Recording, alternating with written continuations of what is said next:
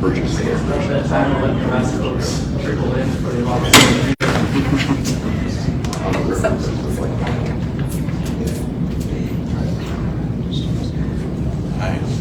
that your standpoint? Or, yeah, Andre's board, some other,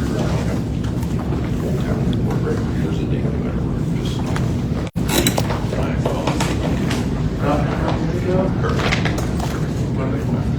Good morning, everyone. Thank you so much for being here at 8 a.m. bright and early on the second day of a conference. So, appreciate you being here this early. I know we all partied hard last night. Listen to land when actually is worn off. We're in the cars by the day, and I appreciate you being here early with me to discuss discharge upgrades for veterans who are discharged under Don't Ask, Don't Tell. My name is Matt Woods. My pronouns are he, him, and I'm a staff attorney at the Northwest Justice Project. NJT is a legal aid organization that gives free legal assistance to people with low incomes all across the state of Washington. We've got offices across the state, including here in Wenatchee. I'm based out of our Seattle office, and I work on the King County Veterans Project, and so my clients are exclusively veterans and family members of veterans. And I'm based in Seattle, but our team can also help people across the state because these issues are just federal issues and not based on which county in Washington you may live in. So if you're serving any vets and it seems like they could get connected to NJT for assistance with this or any other veterans issues, please check us out. Happy to give you some info at the end about how to get connected. I want to be saying I'm going to be talking about discharge upgrades today, and I have borrowed heavily from a presentation by a wonderful organization that you may be familiar with called Sources of Plowshares, based out of San Francisco. And with their permission, I have borrowed a lot of their materials. They have agreed on this issue, and so I'm happy to pass on what I have learned, but I definitely want to give them credit where credit is due. And I've worked on this issue with my team over the past few years. But I would say I'm far from an expert, so I'm happy to field questions at any time as we go through the presentation. I want this to be interactive, so don't feel like you have to wait until the end. If you have a question, just feel free to raise your hand and we'll address it as it comes to you. But as I was saying, I've worked on this issue, but I feel like I'm far from an expert, and so if I don't have an answer for you now, I'll get an answer for you later. This may take a bit, and I would be happy to get back to you. So in this presentation, just a little overview.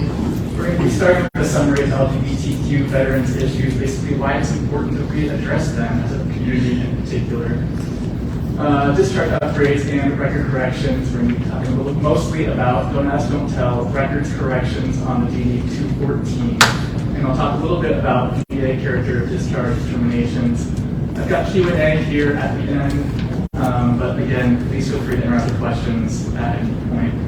And I've got on here that I've tried to tailor this presentation so that it's accessible for attorneys, for non-attorney advocates, for people working at DSOs, and for veterans themselves, so you can be able to hopefully watch and get some self-help tips and tools. I meant to say as part of my intro too, I'm a member of the LGBTQ plus community. I'm not a veteran myself, but I come from a family of many veterans, so working with veterans has been close to my heart for a long time. I've been doing it for about 5 years now at NJT, and I'm happy to be able to pass on some of the knowledge that I've learned. All right. So let's start with the question that I sometimes honestly get asked my organization from, of course, very well-meaning people, but I get asked the question, do or why do LGBTQ veterans need their own targeted outreach? So LGBTQ veterans are overrepresented in all the risk categories experienced by veterans at large. But they are underrepresented in the VA system in receiving veteran-specific benefits and services. They're a severely underserved subset of the veteran community. And there are some reasons for that, many of which you probably already know. But one particular reason I have here is that LGBTQ veterans can be hesitant to identify themselves and thus are notoriously difficult to reach. And so it requires active outreach. Just blanket outreach to veterans at large may not gather the kind of, may not draw in LGBTQ plus veterans in the way that you would hope that it would. And this is understandable, of course. I'm just going to go through some things that I think everyone here knows, but I think is worth kind of repeating and having in mind as we start this presentation. That is that between the 1940s and 2011, when Don't Ask, Don't Tell was repealed, about 114,000 troops were involuntarily separated from the military for their sexual identity, their sexual orientation or gender identity. And that's just the ones we know about, right? There are countless others that were separated pretextually for other reasons that we would not be able to track, but that certainly that was the reason that they were involuntarily separated from the military.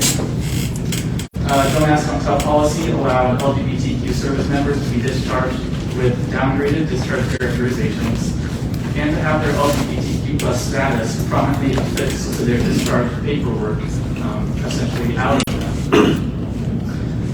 What's not as well known is that although there's a mechanism by which LGBTQ plus veterans discharged under Don't Ask, Don't Tell can be eligible for an upgrade, it's not automatic, and veterans need to make individual applications to the appropriate board of correction in order to take advantage of that.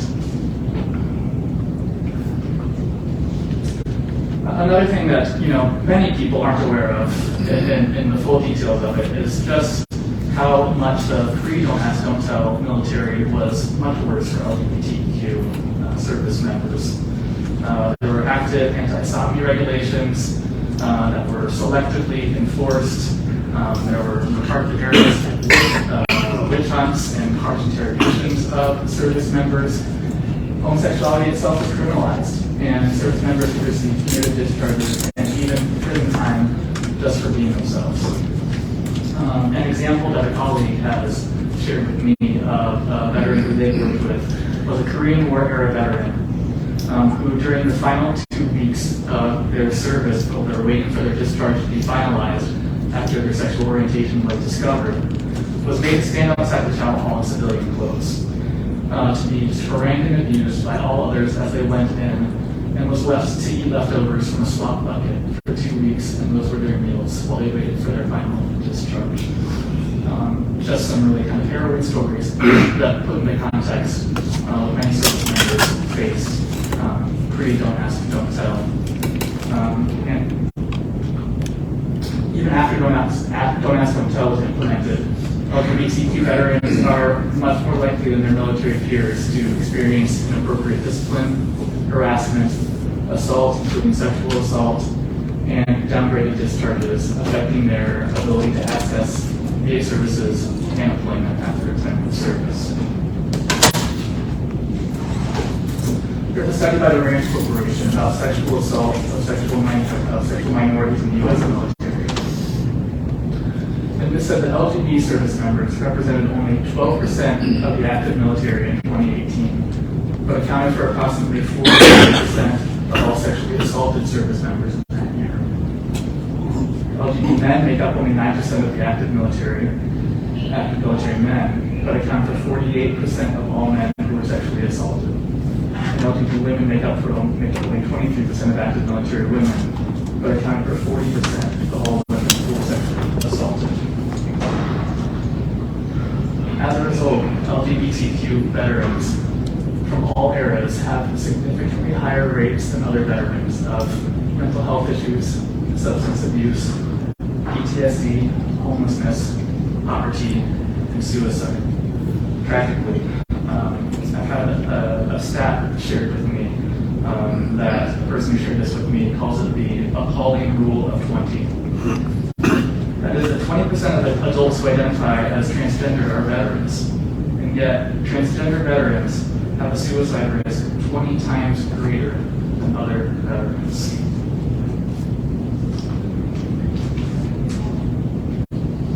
Even after Don't Ask, Don't Tell repeal, transgender veterans in particular are discriminated against in the military. There are approximately 134,000 veterans who identify as trans, about 15,500 currently on active duty.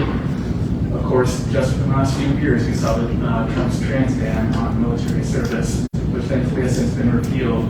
But at that time, trans troops were made to serve in their sex as assigned at birth, barred from taking home hormones or getting gender-affirming surgery, barred from basic health care. So the Don't Ask, Don't until repealed, does not prohibit any anti-LGBTQ plus discrimination in the military. So that's one thing to point out, is that that discrimination, of course, still occurs. And it can occur in ways that just don't look as blatant or as obvious, but it still affects the service members just the same. So that is some kind of background for why discharge upgrades for veterans can be so important, and why the outreach for this community in particular is so crucial. And so I'm sorry to start your morning with a lot of harsh reality, and it's not very, doesn't seem like very good news. Yeah, so Rocky Robinson, ESD. So I do have a question. So I was on active duty, and I was assigned as the point person when the transgenders rolled out. And so what happened to those folks who initially started it and then it got repealed? Did they fall into a gray area? I just don't know the results. If you have any knowledge or information on what happened to them. That is a good question about their ability to be reinstated. That's an area that I haven't worked with a transgender vet or service member on. I wonder if anybody else in the room has come across that and has some experience to share. Yeah. James Hansen, I work with WDDA for suicide prevention peer specialist. I actually had one of my chief petty officers that was in the process of going through transition before the repeal and then during the repeal. Right. And they were stopped from any change of their name. They were stopped from uniform changes. They were obligated to have their hair cut in the fashion of their gender of birth. And so it really kind of robbed a lot of their identity at work. And thankfully, after the repeal happened, they were able to finish their transition process and retire honorably in the gender group. Thanks. So yeah, it was really rough Right. time for a lot of people. So. Appreciate that. Thanks. Thanks so much for that. Okay, so we're going to be moving on to specifically discharge upgrades for those veterans who served during Don't Ask, Don't Tell. So, of course, it all starts with the DD-214 document that I'm sure you're all familiar with, but just in case I'm just going to go over some basics, just because it could be good for anyone who might need have some questions about the specifics about what you see on the DD-214 and how it affects folks. So, of course, the DD-214 is a discharge document that every vet gets when they leave the active duty military. DOD on the DD-214, they're the ones who can change it.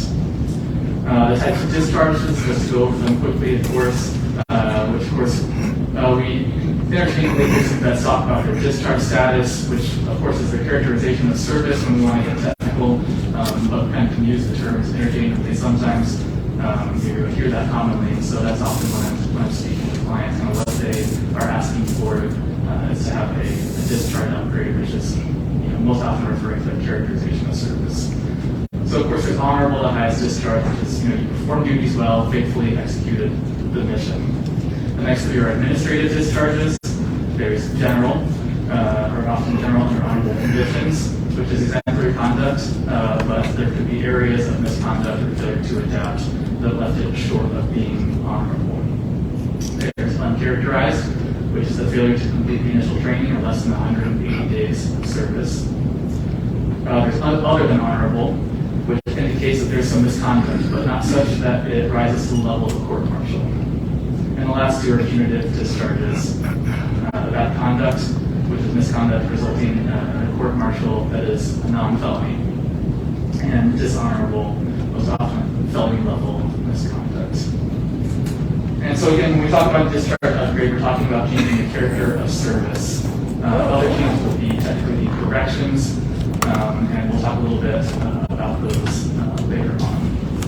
And of course, the DD-214 is an important document for what reasons. We know, of course, many of them, how much it can affect your future employment, your access to VA benefits, including health care or service-connected disability, prevention, other VA benefits, including the GI Bill, access to education after your service.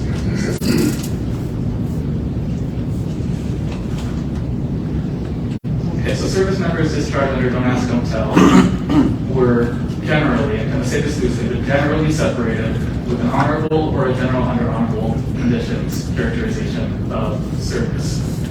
However, under similar prior Department of Defense policies, homosexuality itself was considered misconduct, and is sometimes received in lesser discharge characterizations. For a period starting in 1947, a service member who was found to be gay, but who had not committed any sexual acts while in service, would tend to receive an undesirable or the equivalent of an honorable discharge.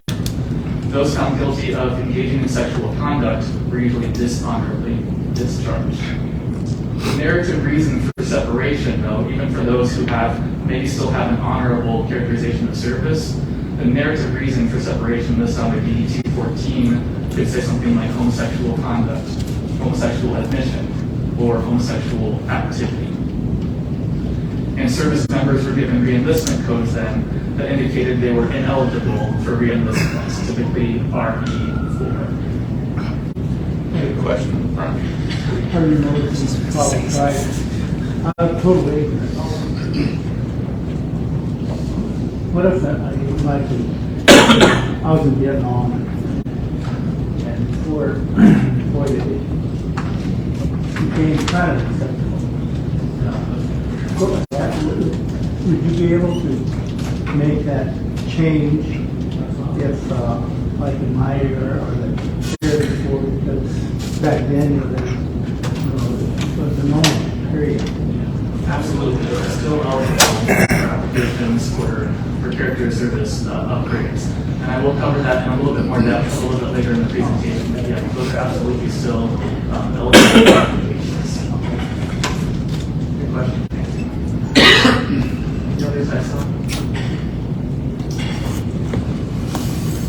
Okay, and so this covering Don't Ask, Don't Tell a little bit became law on December 21, 1993. Of course, it banned gay, lesbian, and bisexual service members who openly served in the U.S. military. But at the time, sadly, it was seen as an improvement over prior policies, and it certainly was. But in 2010, President Obama signed legislation that led to the repeal of Don't Ask, Don't Tell. The law did not take effect until almost a year later. This occurred on September 20th, 2011. At the same time, on September 20th, 2011, Undersecretary of Defense Clifford Stanley published a memo authorizing the correction / upgrade of discharges for those veterans who were affected by Don't Ask, Don't Tell and prior policies, provided specific guidance to the appropriate boards. Again, the process isn't automatic, and so it requires each individual veteran to apply to a specific board. Why not automatic? That's a good question, right? It seems like that would have been a lot easier. I shouldn't tell you about what's happening at the time and with the laws and policies came out, but unfortunately it requires each individual veteran to know if they have this eligibility. And of course that's the problem. As of 2018, so a bit of an old stat, as of 2018, only about 8% of eligible veterans had actually upgraded their discharges. Again, why the specific outreach is so important to get veterans to know about this. I might have some input on that. Chris Pritchard, Clallam County CVSO. There's over 20 million veterans. It's just logistically not feasible to automatically search every discharge and upgrade them. So that's what I imagine it would be. They got the power. Oh yeah, no, they have the power. They just don't have the motivation. Well, I mean, Yeah, which means to downgrade. To be fair, knowing how to search DD. Are there statistics of percentage of claim appeals or whatever that are approved versus not approved? I don't have that, and so I'm going to talk a little bit about the differences between some people whose characterization of service makes it fairly easy, fairly automatic for them to get upgraded, and others who won't. And it often occurs when those who won't are where there's kind of some kind of pretextual reason for them actually being discharged. So they may have some misconduct on their record, but the misconduct was very clearly related to their treatment from the service or to some result of them experiencing being a sexual orientation minority or gender identity minority in the military that resulted in their discharge, but wasn't specifically just limited on their DD 214 to homosexuality.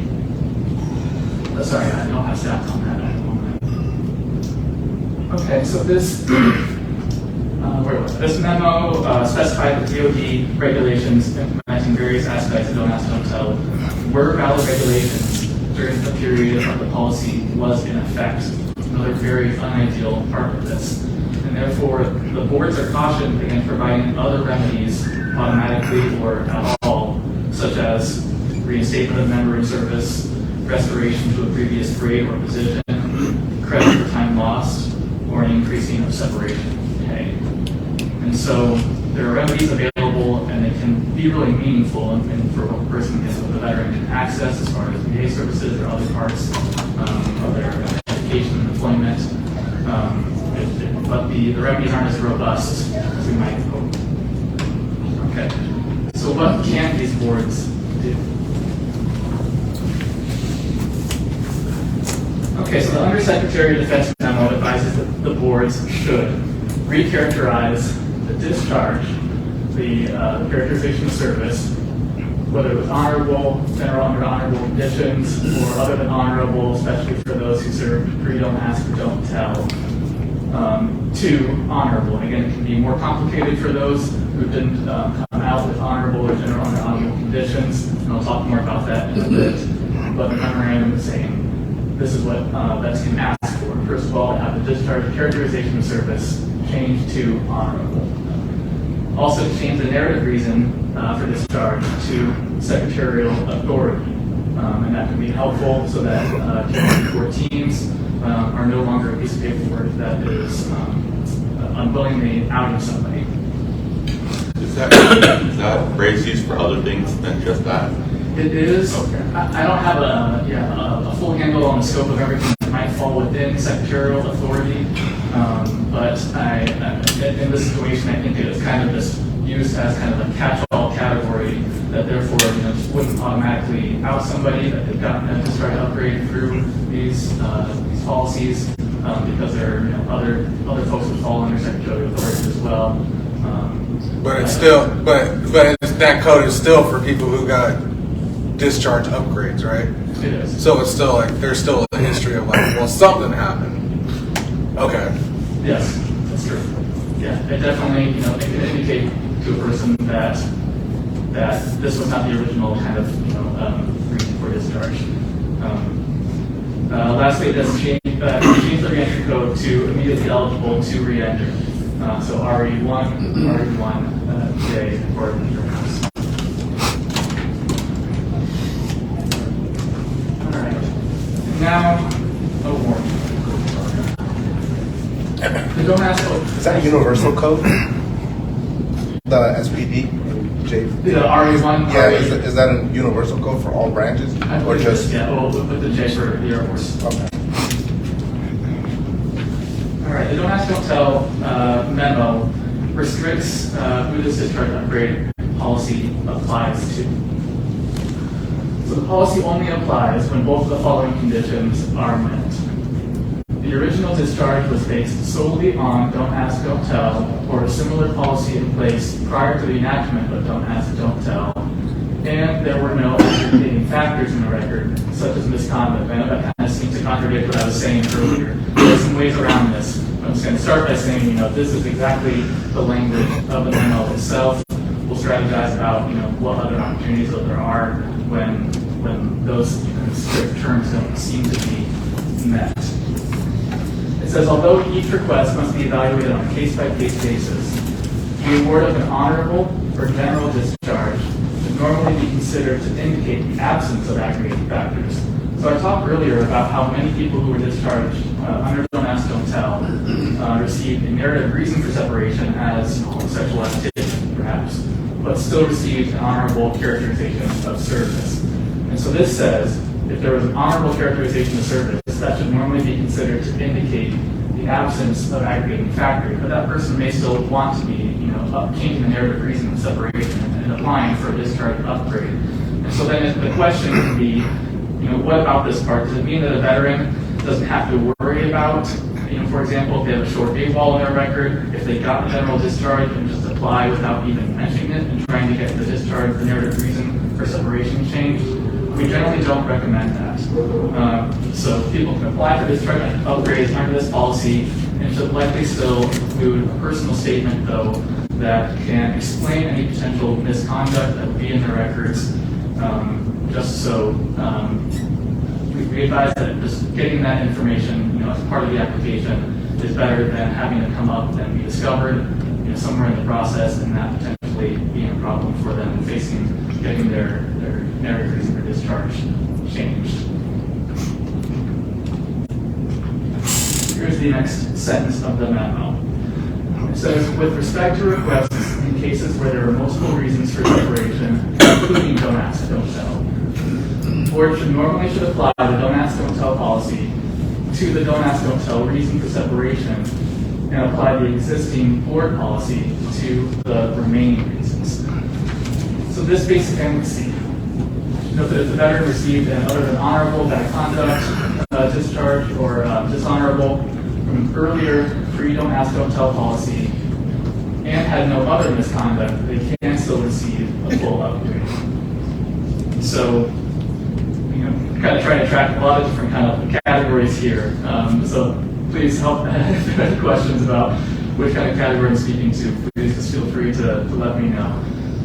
But I think I wanted to note here that under the memo, if a veteran from an earlier pre-don't ask, don't tell policy did not have any other misconduct on their record, they can apply through this method for discharge upgrade of their characterization of service, changing the narrative reason for separation. Separately, and we'll go into more detail about this later, those who, whether they had an honorable, general, or other characterization of service, had some other reasons as part of their separation or some other misconduct, they still can apply, and there's ways to try to as part of the application, to explain to the board the reasons for misconduct and why the discharge upgrade should still they should still be eligible. But wouldn't you being found out against being harassed by everybody, how do they separate the bad conduct from being gay? How do they do that? It's a good question, and that's where it's up to the veteran's advocate to be really creative. And we'll talk even more about this in a little bit, but it's a great question because that's where the veteran's personal statement can just really be a huge tool. Because the veteran knows their own story and is the one to be able to best tell their own story about why the other reasons for discharge, bad conduct, other things that may appear on their record that might seem at first glance to be separate from their sexual orientation or gender identity was so intricately tied to their experience in the military being a minority sexual orientation and the way that they encountered all their time in service. And so that's where the veteran's personal statement is really the way to craft that advocacy and try to explain, here's my story about how I've experienced my entire time in service differently from many other veterans. Here's how it affected how I responded to different situations because of fear of being found out, because of fear of harassment, fear of discrimination. Here's how my behavior may have looked different from others, but how it was really intricately tied to my experience as an LGBTQ service member. Well, I was thinking, just being a skinhead was a bitch. Being what? An idiot. Because, brown and having white guys over you. Yeah. The whole process it sucked. Exactly. I mean, we were treated different and stuff like that, but nobody said anything about it. I didn't care because you get your butt kicked. Yeah, that experience is, not unique to LGBTQ service members. It's definitely a part of those who serve as racial minorities, as all kinds of minorities. And certainly for those where it was intertwined. People of color who are LGBTQ experience discrimination in the military at a level that's just that few experience. And so that the opportunity to share a personal statement as part of applying for a discharge upgrade and really getting to speak about what they experience in that way, it's just the most powerful advocacy tool to try to get the discharge upgrade that these folks are absolutely entitled to. Imagine it's not too much different than PTSD. I mean, you know, that can affect your discharge. The only difference is when you're challenging it, you have to have, if you're working with someone, you have to have someone who's really knowledgeable. Because, you know, you may have a BSO who's not very familiar, and LGBTQ plus highly politicized, so that can make it really challenging. Where with PTSD, I mean, people understand, and that's more supported across the board for challenging discharges. And of course, predictably, you know, often the two are tied together as well. You know, so many LGBTQ veterans, you know, more than the general veteran population are experiencing PTSD. As much as that's part of their story as far as applying for discharge upgrades, particularly when those are then going to be, you know, often the reason for that discharge upgrade would be to get eligibility for service kind of disability benefits. It's all so tied together. In much the same way, and a lot of the veterans that I've worked with for discharge upgrades, supporting statements have also been really helpful from their from not only their service members that have worked with them, but also from lay people in their lives, like the experiences that they've talked about or the impacts that they've seen and discussed kind of in their lives or with their family, for instance.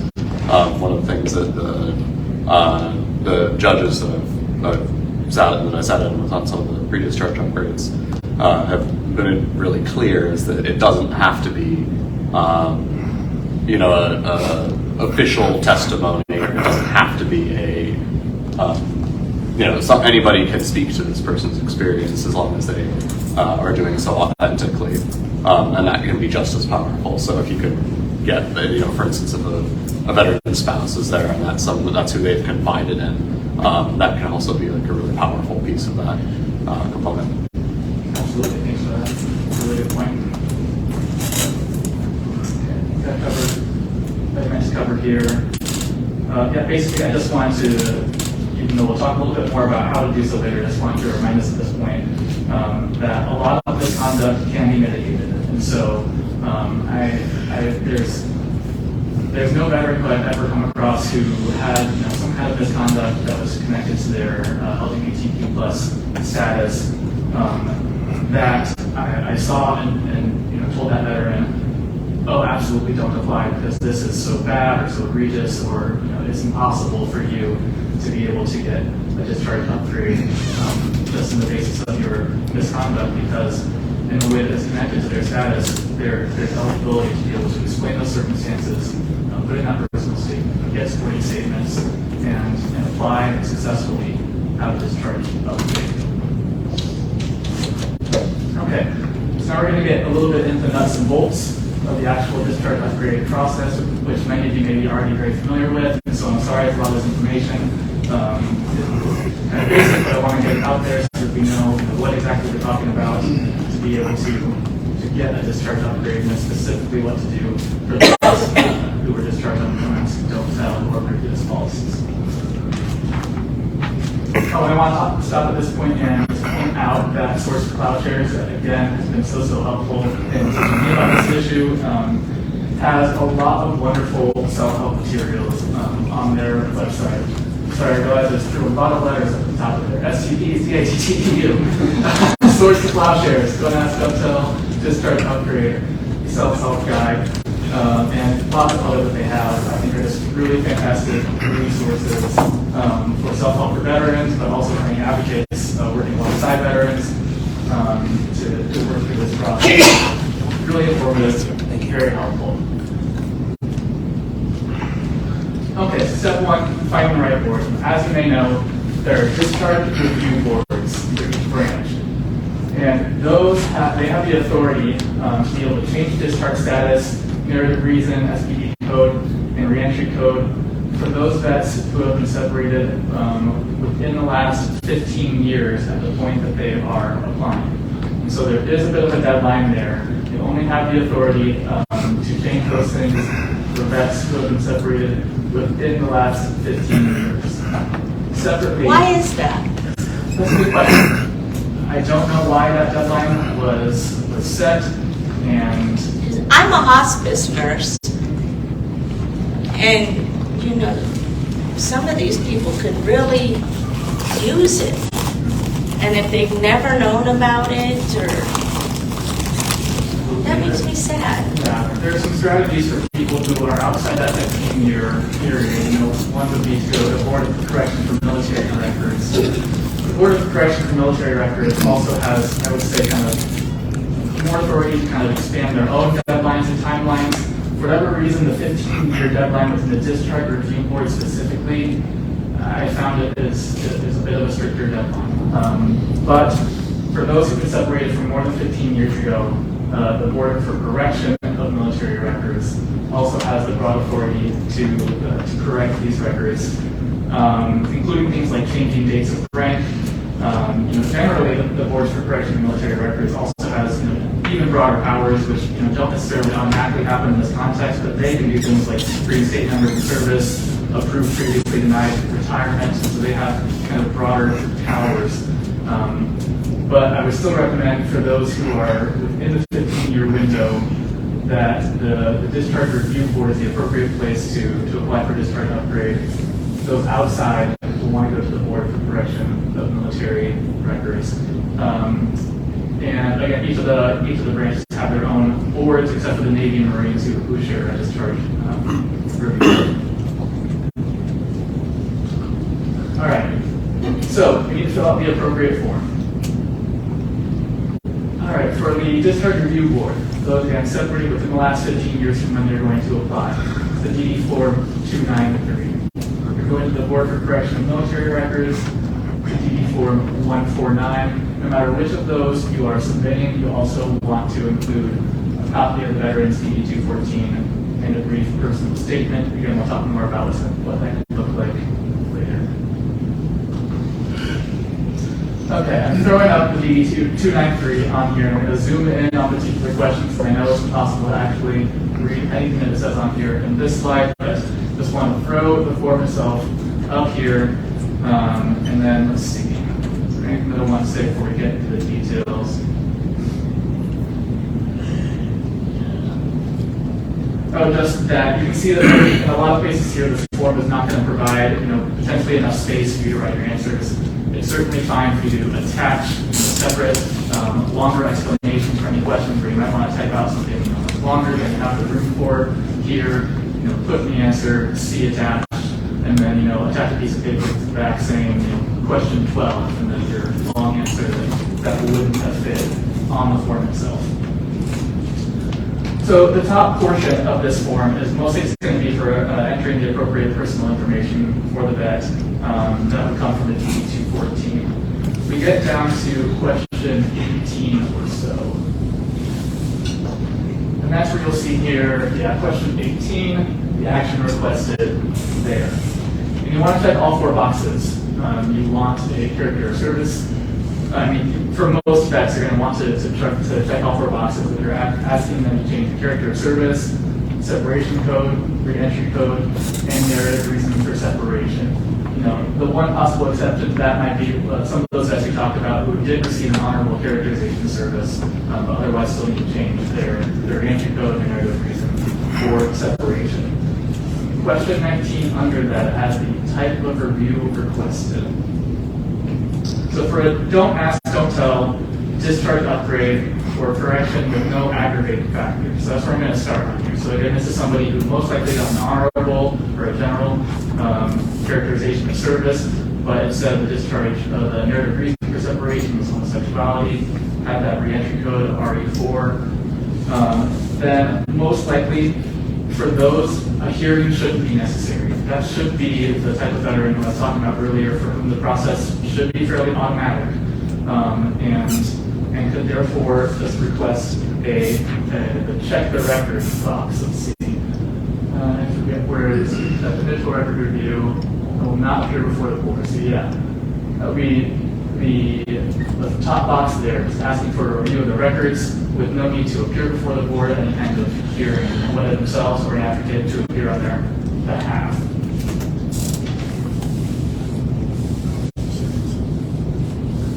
Okay, question 21 at the bottom here. You want to make sure to hit are any of the following issues, conditions related to your request. Certainly don't ask, don't tell if it's from that era. Also, you may notice other things that may apply here because it's so often effectively tied together. There's boxes for transgender veterans, for sexual assault, other mental health, PTSD, and so any that do apply, be sure to check the DAT for sure. I'm going to ask a question out of ignorance here, so please forgive me. But if they were discharged under honorable and the only thing was the re-entry code was negative and they don't want to come back in, are they suffering any sort of negative consequence of that? I mean, do they not get VA support? Do they not get any? So what's the downside of that? If it was just the reentry code, I mean, most often it's going to be the reentry code and the narrative reason for separation. Those will go together. The narrative reason will often say, homosexual activity. They don't have the reentry code. For those vets, if they're not looking for reentry, what we most often see for vets who are coming and still like a discharge upgrade is just, in the interest of justice, to their own personal story, to have it actually reflect, the service that they serve, and particularly the narrative reason for discharge. Having that attached to your papers, indefinitely. Some folks just, would like that paperwork not to be automatically outing them, anytime they're going to be presenting that, where they might need to present it. So the narrative would be the primary reason, not necessarily the reentry code. If they Well, were. some. Okay, thank you. All right, moving on to question 22. Here's the big one. Why is a change requested? And I've got some sample response language that has been passed on to me, and that everyone is more than welcome to just, to copy word for word, because we've seen that it works. It can be a good baseline. You can tailor it however you want from here to apply to individuals that are in circumstances, but here's the kind of some good baseline language. It says, my discharge is inequitable. And that's kind of a key word because that is what's being evaluated by the discharge review boards, is this question of equity in the discharge. My discharge was inequitable because the sole reason for it was my admission that I engaged in homosexual activity, and there were no aggravating factors alleged in my discharge paperwork. Again, this is language specific to those cases that don't have any kind of misconduct being reflected. Further, my record reflects high marks from my service. I've therefore met the requirement that the sole reason for my discharge was due to my homosexual act or admission. You always want to specifically ask, even though it seems pretty straightforward if you're surveying this formula, what you're asking for. Always still recommend, just to make it that much clearer, in this part of the answer, make your specific requests. So please upgrade my discharge characterization to honorable, if you're only given general. Change the narrative reason for separation to secretarial authority. The separation code to JFL, and the re-entry code to RE1J for the Air Force. Lastly, the Secretary of Defense memo dated January 28, 2011 states that sexual orientation is a personal and private matter. So please do not include any remarks on my new D214 that make it obvious that it was corrected.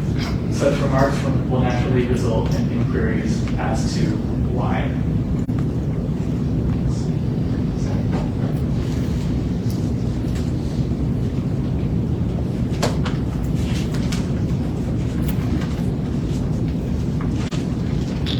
All that I wanted to cover in there. If there are any questions about that kind of sample language, and again, this will most often be the start because most often you'll also want to attach a personal statement that gives a little bit more details about what happened to that particular veteran and why they were discharged and the circumstances surrounding that. So this is a good baseline sample language to put in that question 2020 and 22 space. Okay, for those outside the 15-year window, go to the Board of Corrections and Military Records. This is the full Form DD-149. Again, just wanted to throw that up. Same as last, you can always attach more information to the back and just put in these spaces. Please see the attached. And when we get here to question 11, you've got the category there, and you will want to be checking the discharge separation category. Question 12 of the DD Form 149 asks you to list explicitly what you would like changed on your DD 214. So again, we've got very, very similar sample language. I'll have it up here. The slideshow will be distributed as part of the presentation materials to all of you who attended. If not, I can definitely be distributing this myself. Looks very similar to the last, including the paragraph asking them not to out you in your paperwork by any kind of indication that the DD 214 was obviously corrected.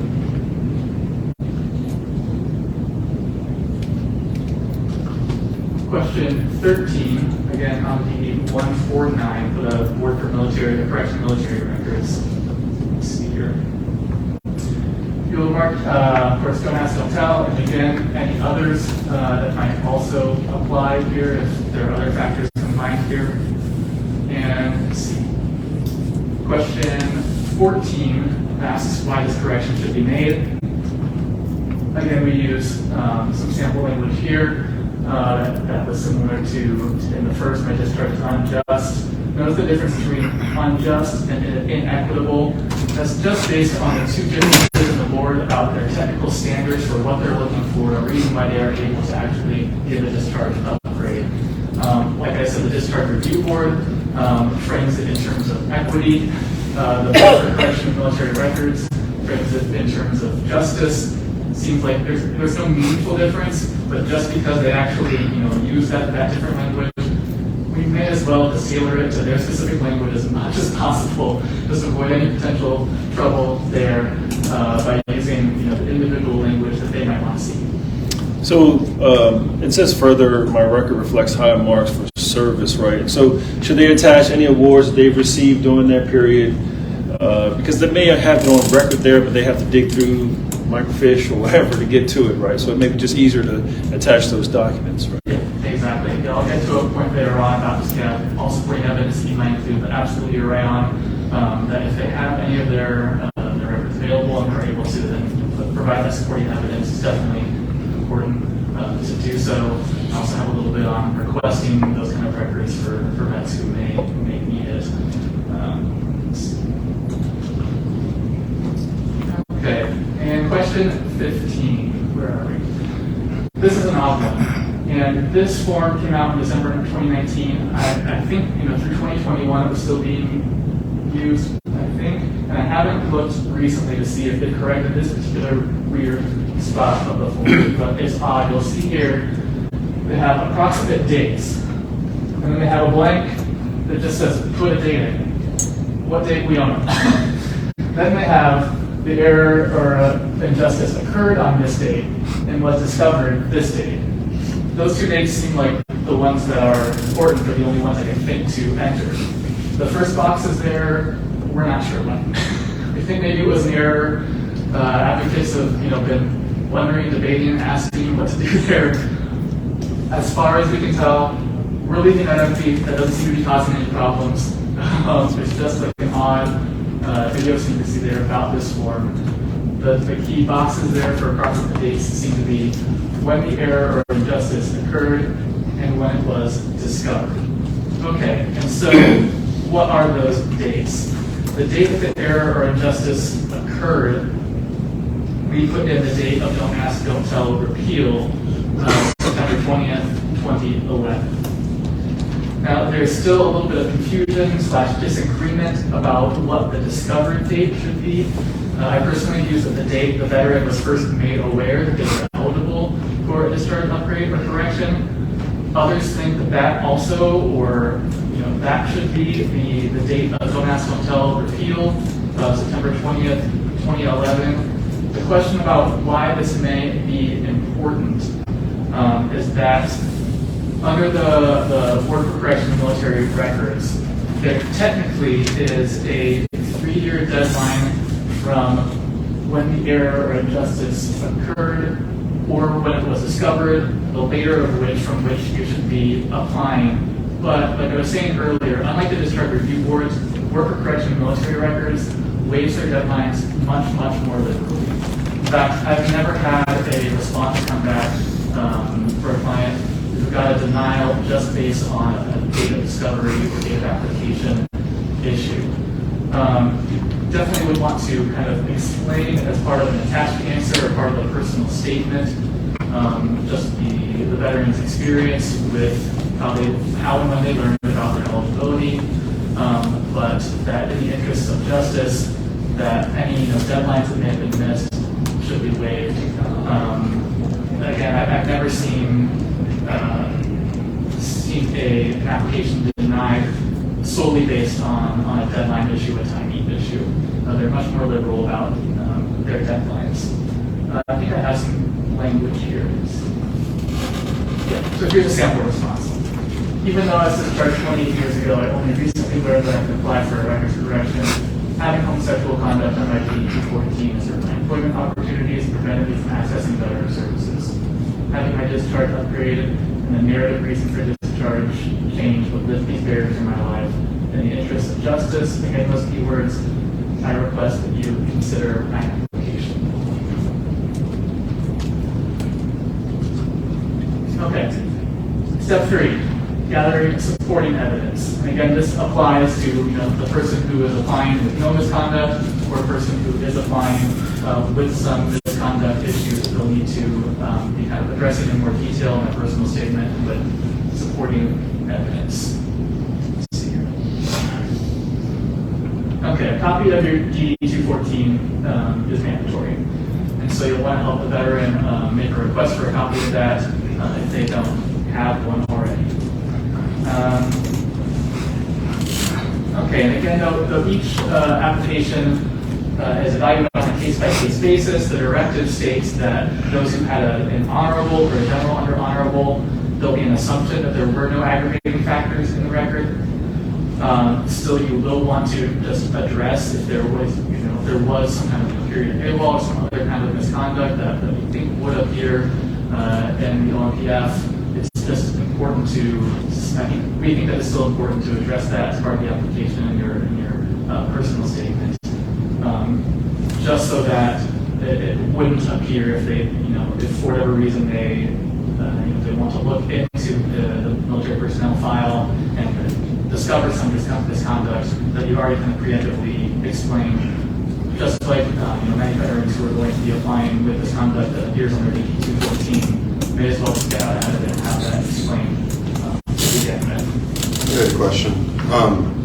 Just like how recently discharge upgrades have been offered to veterans that had a post-traumatic stress event or traumatic brain injury, and that contributed to their reason why they did the misconduct activity, DUI, for example, and that has leaned to help them get the board to choose in their favor. Is that the same kind of explanation of because of being outed, I was so stressed out, I was drinking, and I got in a DUI and got in an accident. It was coming back to this harassment that I was experiencing is the reason why I was compensating in this way. Is that helpful at all? Is that swaying the board's decision? Absolutely, and that's kind of how you should approach it. Okay. Yeah, absolutely. I'm working with a client right now who has misconduct on his record, and we're trying to help him gather his OMPF to be able to kind of get into the details of what it says there. Because you have those and be as specific as possible about how did the military frame the misconduct at the time, so that you can kind of help reframe through the eyes of the veteran what their experience was and give those kind of reasons for why what appeared to be misconduct was completely separate from LGBTQ status was completely part of their experience tied together, and make them that much more and make a compelling case for a discharge upgrade.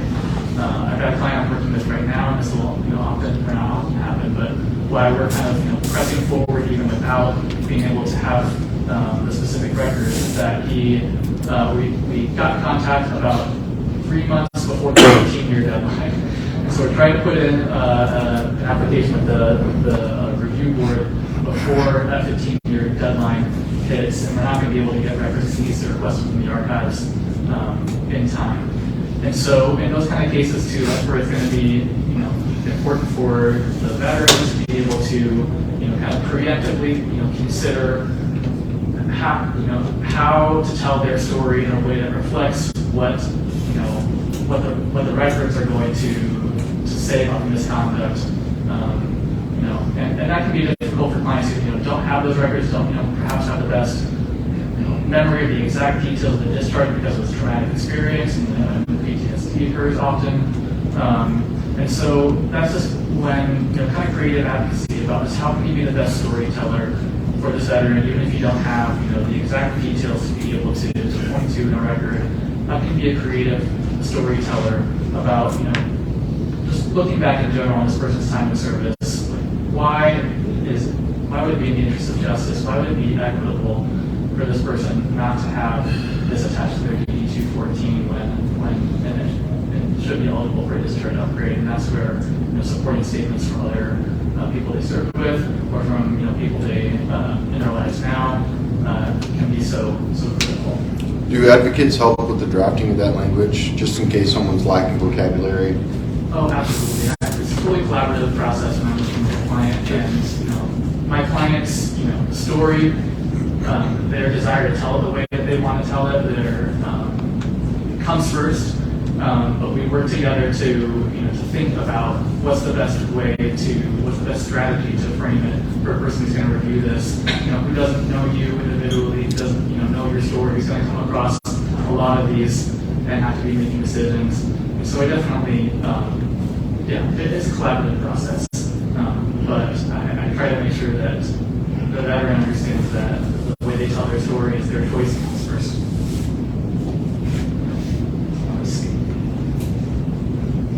Okay, so attached to the DD form 149 or 293, I was saying a copy of the DD 214 must be included.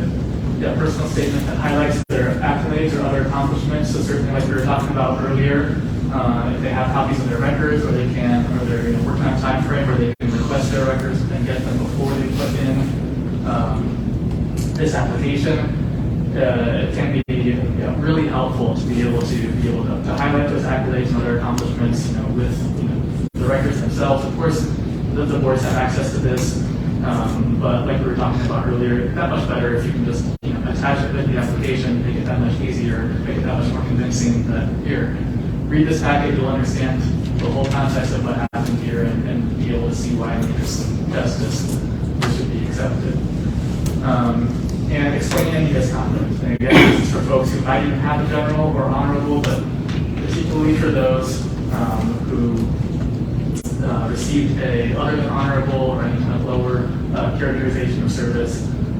This is the key piece of evidence about how to tell this person's story and explain any misconduct, and why it led to the veteran not just being discharged with a narrative reason of separation that says homosexuality, but a general or honorable characterization of service. But why, though it may seem separate from your LGBTQ status, it's so tied together. I'm working with a separate client right now who definitely has misconduct on their record, and it's mostly comes from insubordination to superiors that led to this kind of misconduct. And that relationship, though, with the superior in particular, was just fraught with the feeling that this person had been discovered, their sexual orientation had been discovered, and it was held above them as a way to get good behavior out of this person, that they would, that basically the superior used it as a tool to try to hold above them, to get basically as a threat that they would be discharged and they would be outed should their behavior not improve. And that just having that hanging over this veteran constantly, and basically feeling blackmailed because of who they are, I think is a really compelling reason for why they can show that this accident subordination that could otherwise seem, why would this person have said these things, have acted out in this way, and how does that relate to their LGBTQ status when there's no kind of immediate link? Of course, given the full context in their personal statement, that's how we can show this is the full context of this person's story. I was going to mention that similarly, it's not something that necessarily has to be, like a lot of the veterans that I've worked with are really concerned that it has to be documented, like they didn't document it at the time, so it doesn't count, or they can't mention it, or it won't work for them or help them. And that's totally not the case. It's not as though they have, if there was an incident that occurred that they didn't report at the time, of course there's many reasons why they wouldn't have reported it, and it still totally could have impacted their decisions and their service, and it doesn't. So don't let that keep it out of the narrative necessarily, because that can be really powerful. That's still just as powerful and just as meaningful, and you can add that in there as long as you're acknowledging that it may not be on the record or saying as much. That can be really useful. Absolutely important to include that kind of context. And that's what these kind of discharge upgrades are specifically kind of meant to address is folks for whom the reasons why they should be eligible for discharge upgrade isn't going to necessarily be apparent on its face all the time. And so that kind of context is definitely the right approach. And we talked about this already. Attached to the portion of the personnel file shows that performance marks were high and that there were no disciplinary actions taken, if that's the case, or that they were minor in those kinds of cases. How are we doing on time? Okay, on the DD 149, you'll list the evidence that you include on question 19, on the DD 293, for question 23. I'm sure you all know this, but I've included in here to request a copy of your client's DD 214 and OMPF. You use the standard form 180. And I've also got on here, again, sources filed here as a wonderful self-help guide that can be helpful for veterans themselves about making those military records requests. Because as you know, depending on certain kind of cutoffs about when the time of service was, some vets may need to go to the archives to be able to request their records, others it's available online. And of course, there's different, you should be sending the form to different agencies at different addresses depending on the time of service and the branch. And so the form itself kind of has the information about where to send it, but also that self-help guide kind of helps veterans and anybody advocating for veterans to break down any of the possible questions about how do we get these military records, what's the concern there. I have a question. What if you apply for your records and they don't have them, they lost them, and the only thing they have is your DD 214? Yeah, I have seen that. I have had some clients who had their records lost in fires in the past, and so in those situations, then it's just if you're unfortunately left to tell the story without being able to point to specifics in the record, but that's just where it becomes that much more important that the veteran will work on than just being able to explain in as much detail as possible the individual circumstances they remember, the way they've been treated, the way they acted, as a result of their treatment, the way they felt, and the choices they made. And it's unideal, but certainly it's not a knock against them, in particular when the records aren't available because the Discharge Review Board of the Office of Military Correctional Records,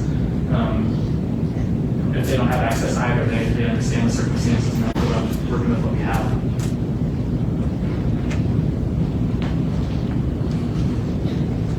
Okay, in particular, some things I want to say about discharge upgrade, where there's these aggravating factors. Find myself in my notes here again. Oh, one thing that I wanted to point out is that some good news. The board can't excuse me. The boards can't downgrade your discharge. And so there's no fear for a veteran to put in for a discharge upgrade if there's some concern that something's going to be discovered that could potentially downgrade them. That's not a thing that the boards can do. If the veteran has that fear, we can assure them that that's not something that can happen. So even more good news, as I was saying earlier, it's surprising what kind of seemingly severe misconduct can be mitigated or forgiven depending on the circumstances. Misconduct can be mitigated if it resulted from, as we already talked about, mistreatment of LGBTQ plus service members and their anti-gay policies, certain mental health issues connecting it to PTSD, those who suffered MST in particular. You certainly want to be telling your clients or the veterans full story, and so don't feel like you need to kind of compartmentalize as you're applying for a discharge upgrade, kind of like separating that from mental health issues or separating that from discrimination they may have experienced based on race or anything like that. You don't want to compartmentalize. You want to be telling the full story, giving all of the context. What is the success rate like with people who are talking about sexual harassment or sexual assault or MST in their narrative? However, because we know that a lot of that goes unreported, right? So if there is no official documentation of that, how successful are veterans getting their discharge grade, their discharge status upgraded? That's a good question, and I couldn't even give you kind of an estimate. I just don't have the context to know kind of how successful, but I can tell you about the strategies that I've used, both in like applying for service-connected disability benefits for those who have PTSD based on MST, and applying for discharge upgrades. It's totally understandable that it might not appear anywhere in the records. You want to explain why, and that can be basically explain what the person feared would happen if they shared that with anybody, if they went and tried to get treatment for that, if they reported it. Explain what they, the fears they have that are very valid and very real about why that's something that they may not share, as something that won't appear anywhere in their records.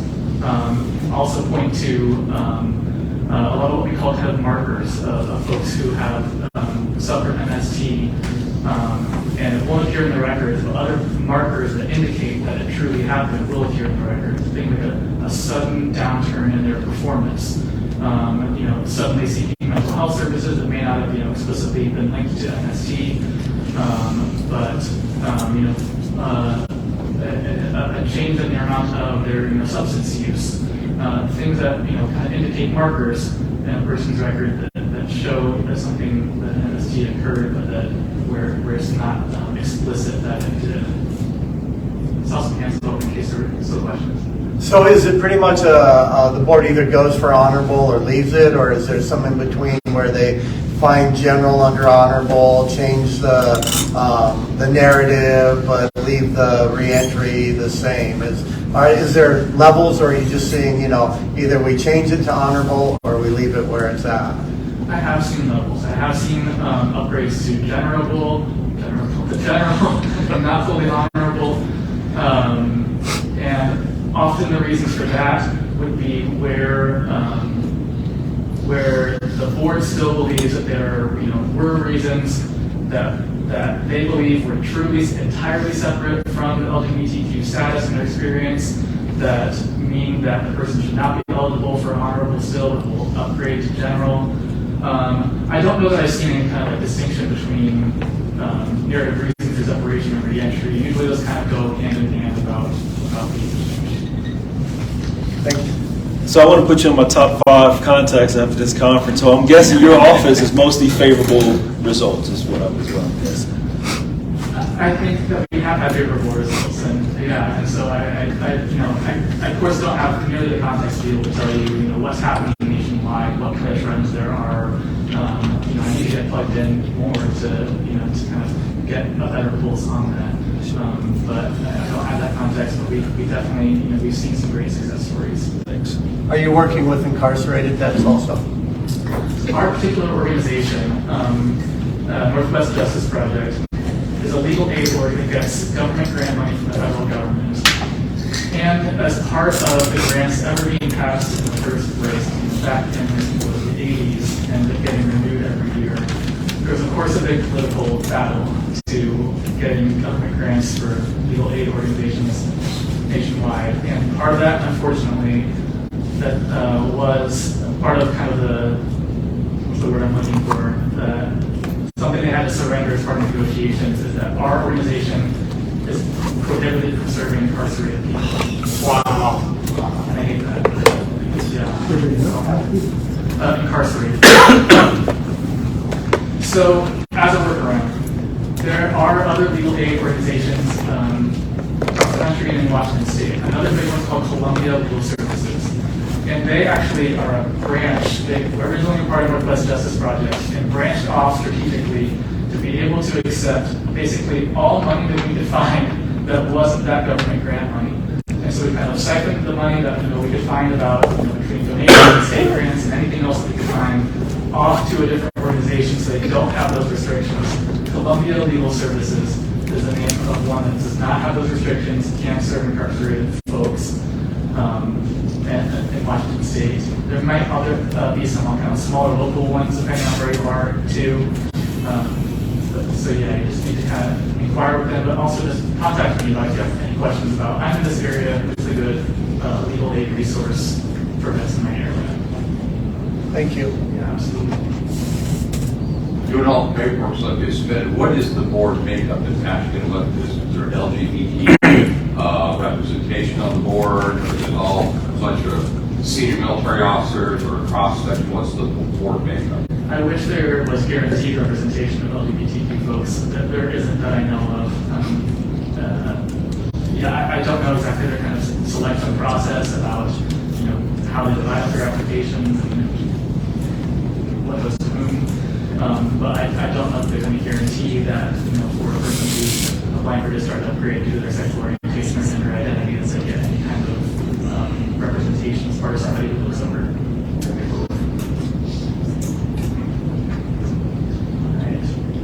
Else that I want to say about this.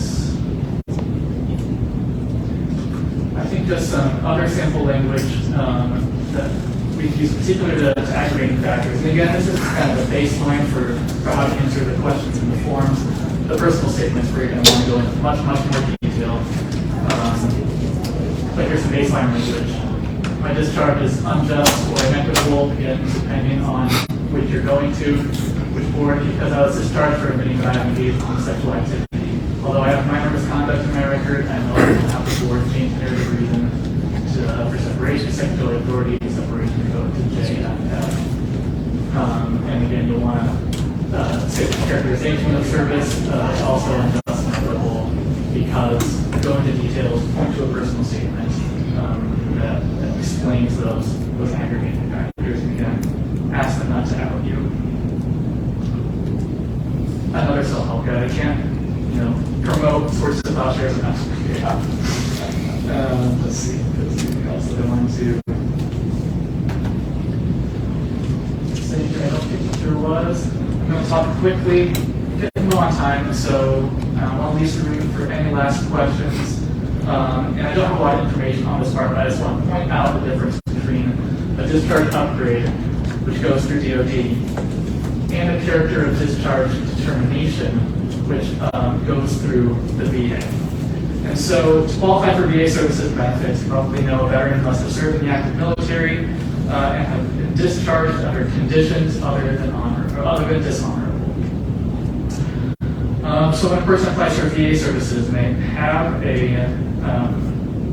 their discharge status is something is dishonorable, or we've got conduct, and they will just get a denial for their detention or for their service-connected disability on the basis of their discharge status. It doesn't even look into whether they would actually qualify for the pension or the service-connected disability. It just they get a rejection letter that says you're not eligible in the first place to even have your case evaluated because of your discharge status. Then that's when you can entirely separately from the discharge upgrade process, whether a veteran's tried that before and been denied for whatever reason, has never tried that, is past the 15-year deadline, and needs to go to the Board of Correctional Military Records, but that's maybe it's a process or it's taking a long time for any kind of decision. A totally separate process to ask the VA for a character of discharge determination that would make the veteran eligible for whatever benefits they would otherwise be ineligible for, and just have the VA analyze the circumstances. So it's completely separate from what's happening at DOD. Of course, that means if they're successful with the VA, the remedy is that now that's no longer a barrier to them getting those benefits. What it doesn't do is change anything about their DD-214. The VA doesn't have that power. And so their DD-214 would remain the same. But if the VA wants to evaluate the circumstances and find that, okay, actually the discharge status of this person wasn't equitable, and so it shouldn't be a barrier to them being able to apply for services, they can separately make that determination and can allow the veteran to then proceed with their application.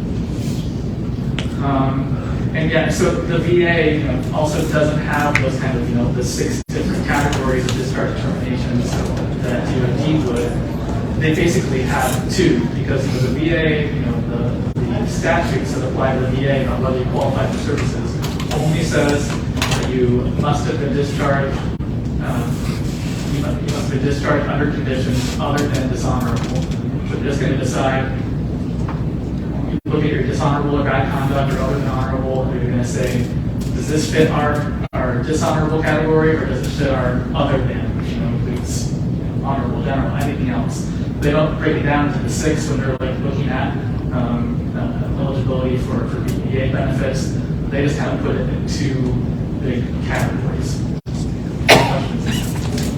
Yeah, if the VA changes the character of discharge determination, is that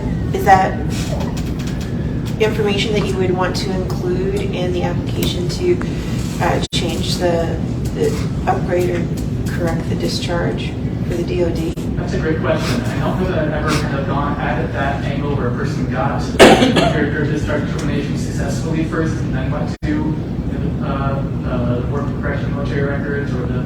You do want to, yes. Sorry. Go ahead. Sorry, I do character discharge determinations. I have before, relatively not frequently, but yes, you do, especially anecdotally. I haven't seen one go all the way through, but we're in the process of a couple, and certainly anecdotally from people in the VA that I'm working with who are making those determinations, they've said that that's a strong indicator. That's often a strong indicator for when you're going forward and working on a discharge upgrade that you can kind of reference that as part of it. That makes sense. It's a great idea. Do you work much with the VA LGBTQ plus coordinators in that process at all? I don't know that I have been that connected to the LGBTQ plus care coordinators in the process, but of course, yeah. Do you know if they work with the character of discharge or not, or they only after the eligibility determined when they start working with Good question. I don't know the answer to that. Anybody else have any information about that? Can you repeat the question? Sorry, can you repeat the question a little bit? I was just asking if there was much work with the VA LGBTQ care coordinators. A lot of VAs have someone designated as the LGBTQ plus care coordinator. I've worked with them. I haven't worked, I wouldn't say extensively, but I have worked with them before or collaborated with them. It depends on what you're looking for, but you could reach out to them and they can work with you on specific instances. Regardless of whether or not the discharge gets changed, if it's determined that they're more eligible to more benefits or new benefits, some benefits have time, like education. If they are awarded and that change has happened and they weren't allowed to get things that may have been 10 years going past time, do they now have eligibility to things like education, or is that still expired?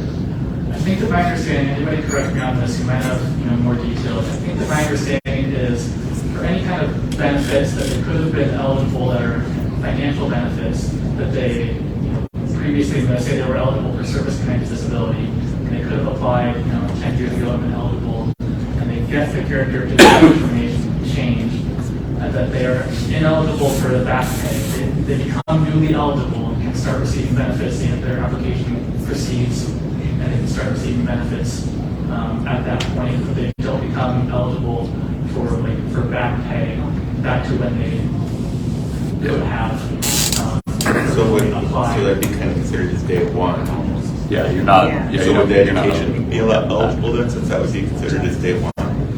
What's that? Would education be allowable since that's considered day one? Education was the one question that I don't know the answer to specifically. I wonder if anybody in the room knows kind of when those deadlines have been missed, what kind of remedy that could be there? And the VA has extended, based on special circumstance for health conditions and things like that. There's a reason why somebody's education benefit lapsed. So there is a function for them to consider that. I don't know how well that is a used excuse and how well it helps them, but there is a function in the VA system to extend the expiration dates on benefits like that.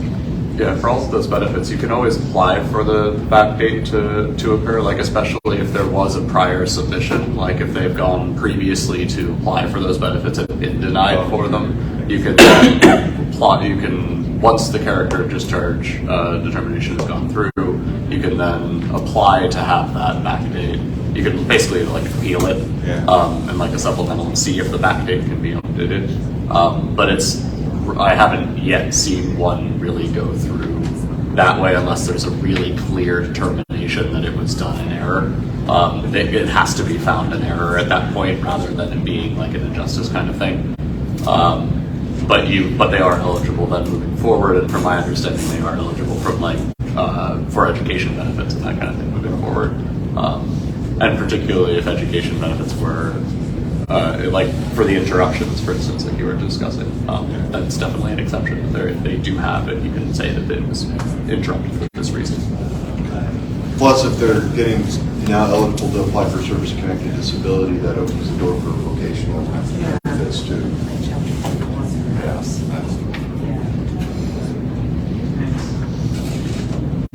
Is there anything else that I want to cover here? I don't think so. So guess what? I've got one more plug. And let's go. Oh, and also that the VA site itself, there's also some assistance around the character changing the characterization of service process, and there's some directory on there as well. Let's see. Okay, good. I think it's time for any last questions. I got some time. Yeah, I got 8 minutes or so. Well, have I gone over? Was there supposed to be like a break in between? You're good. No, we're good. Any last questions? I just wonder, can an individual do this completely on their own using the self-help guides, or do they need your legal assistance? Absolutely. I mean, that's what those guides are primarily intended for, and especially in cases where it's fairly automatic, where a person is a general or an honorable characterization service and is applying because they're narrative reason for separation, says homosexuality. Certainly, walking the materials that walk them through the forms and what they need to do to submit and get that changed. Many veterans successfully do that on their own. It can't be more complicated when there's misconduct and even aggravating factors you want to address.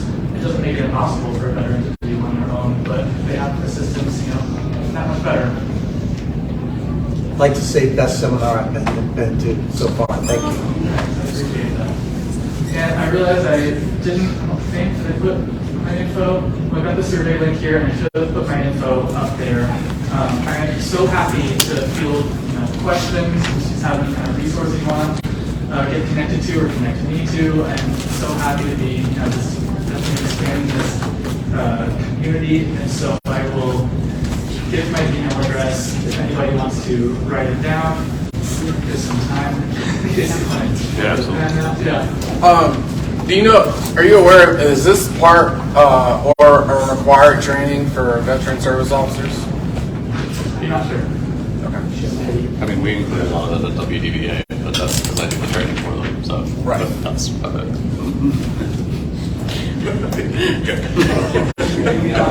Appreciate it. All right, so my email address, in case you want to get connected, is Matt W. That's 2 T's. MATTW. At NWJustice, short for Northwest, NWJustice.org. Matt W. at NWJustice.org. Thank you all so much for a lively discussion, and I've learned from you, and I'm glad you're all here at 8 in the morning, dressed.